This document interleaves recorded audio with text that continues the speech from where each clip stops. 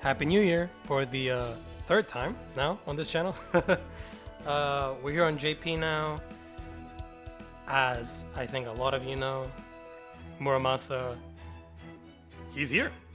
He's finally out. Now I will say, like, I'm not a big, specifically not a big Shiro fan, right? But I did like Muramasa in Shimosa, and since this is JP, we've got double Castoria, so arts looping, and Muramasa, guess what? He's an arts looper in the Saber class, nonetheless. So yeah, like since I'm not a really big fan of Shiro, I mean I have seen the animations. He does look incredible. I'm not gonna spend too much on here because I do want to roll on the Superhuman Orion raid up 5 days, I think, maybe 4 days from now. But yeah, I'm gonna be rolling on there mostly, so I don't want to go too crazy on here. I think the budget is 10 tickets, 60 courts, at the very most 90. I do have some courts that I haven't redeemed yet. But yeah, let's get started, and then we can talk about what he does. So, okay. Yeah, his first skill is a 50% mana burst on all card types. What? That's insane. And then on top of that, you've got his crit star absorption goes up 1000%. So that's the same as I'm fairly certain that's like basically around the same as like Raiko's Eternal Arms Mastery and Lancelot's, right? So basically he's guaranteed stars. And then on top of that, he will also grant 15 stars. So obviously this is all assuming that it's level 10. That's what I'm gonna assume for all of these. But already pretty broken just from the first skill. I guess some of you would say otherwise, but yeah, it gets crazier. His second skill is an Ignore Invul, 1 turn. Pretty good already, like that's already great. Just in general, Ignore Invul is a great skill to have. But then on top of that, combined with his first skill, it pops off, man. Increase own crit strength against enemies with evade or invul stats by 100%. So he's already has a star absorb, and he grants himself stars, and on top of that, he has a crit buff against those with evade or invul stats, and then he also increases that's those first two are for 1 turn. The Ignore Invul and the crit strength against invul or evade enemies.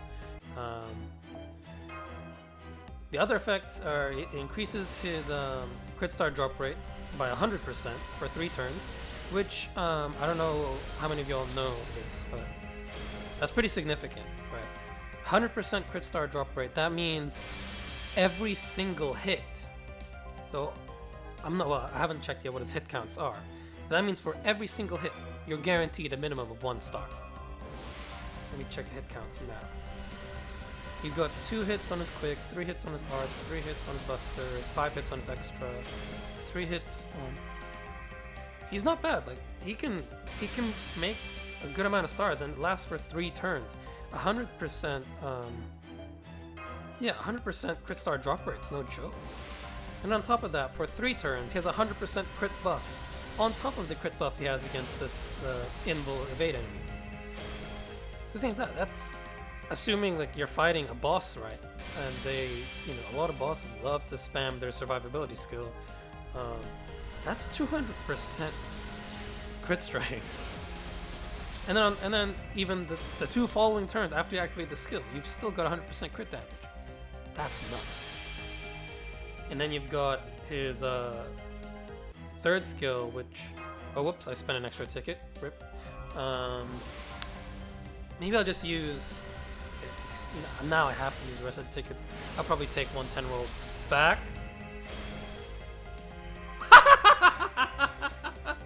Yo! He's here on the ticket. The one stray ticket. セイバー千住村正召喚に応じ参上した。 What? ただの鍛冶師なんだが、疑似サーバントってことで武士の真似事もできるようだ。ん？なんだよその顔は。分け知り顔のようでもあり、意外そうな顔でもあり。もしかしてチートばかり早い登場だったのかね、俺は。 Damn. 11 tickets. Wow. That's pretty insane. I mean, not as insane as, I don't know how many of y'all saw it, but it was circulating on Twitter. There's someone, I think they already had NP1. But in one multi, they rolled 4 Muramasas. And none of them said new on it. So that would have meant, well, imagine it's like you do a 10 roll, you got 1 Muramasa, and you're like, okay, I'm gonna do 1 more, see if I can get NP2. And then you immediately get NP5 from 1 roll. From 1 multi, sorry.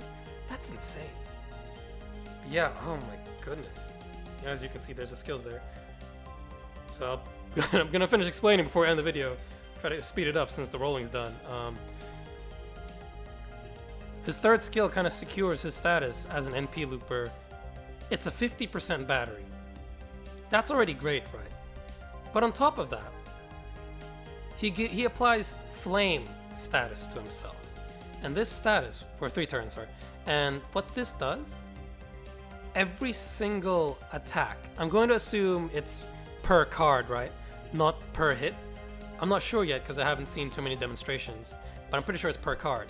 But at level 10, every card is going to give you a 10% charge.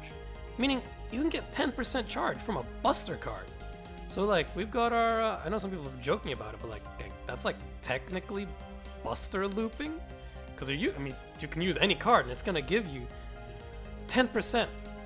I don't know if this okay, it says normal attacking, so presumably it does not affect his NP, but that's, wow, that, you know, that also means he is well, actually I don't remember if Ibuki has a 50% battery. She might, but whether or not she does, we'd now have at least 1, maybe 2 sabers with a 50% battery. That's awesome. And then obviously this crazy status on top of it. So he can just loop his NP for days. And the great thing with his NP, let's scroll down, even though, I mean, I'm not going to be able to read it like this, but... So, he increases his own NP strength by 10% for 3 turns, activates first, very important. His overcharge is increasing his own arts card effectiveness for 3 turns. So what this means is that every time you NP with him, so when you're NP looping, so similar to Space Ishtar who buffs herself for 3 turns on her NP strength every time she NPs, his NP will hit harder every turn. Well, of course, you know, that not factoring in his mana burst, assuming that you don't mana burst in any of those, it gets more powerful with every turn. Oh yeah, and on top of that, removes offensive buffs from all enemies, activates first. Not that that's really important, because you mean the only time you want it to you want a buff removal thing to activate first is if it's like invul removal, or just straight up all buff removal. But yeah, that's you know. Oh yeah, and defense ignore. That's pretty important too. So yeah, he is broken. And then on top of that, you know, regular magic resistance rank B.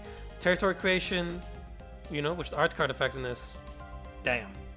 It just, he just really solidifies himself as the premier, like, arts looper in the Saber class. I know we've got Jason, but he's you know, he ain't gold servant. And then he's got first of its kind, sword aesthetic A. Let's scroll up here. He gives a 50% like passive crit buff to all of his allies while he's on the field. I still don't really understand what while on the field means. So I don't know like if you need to have him on the front line for this buff to work, or if you can put him in the back line. But that's still insane. 5% crit buff just passively, like just for being there. Wow. And then he's got this one called Dynasty Misfortune B. It's this skill number 4 here. It says he has a 20% special attack modifier against kings. Wow. So now he's even taken over Scheherezad's role, huh? But yeah, I was not. Today has been a blessed day. Like, I'm starting to consider rolling on the main account because I've been lucky on all 3 accounts so far today. But yeah, thanks for watching. Subscribe if you don't want to miss out on any more FGO content. I may or may not be rolling again on the second account. No promises. I probably will, but I still have to think it through. Yeah, leave a like if you enjoyed the video, and comment down below if you rolled for Muramasa, whether or not you got him. I know a lot of people have been getting really lucky on this banner, and I know that so many people have been waiting for this. I'm not one of those people, but I'm happy for you guys.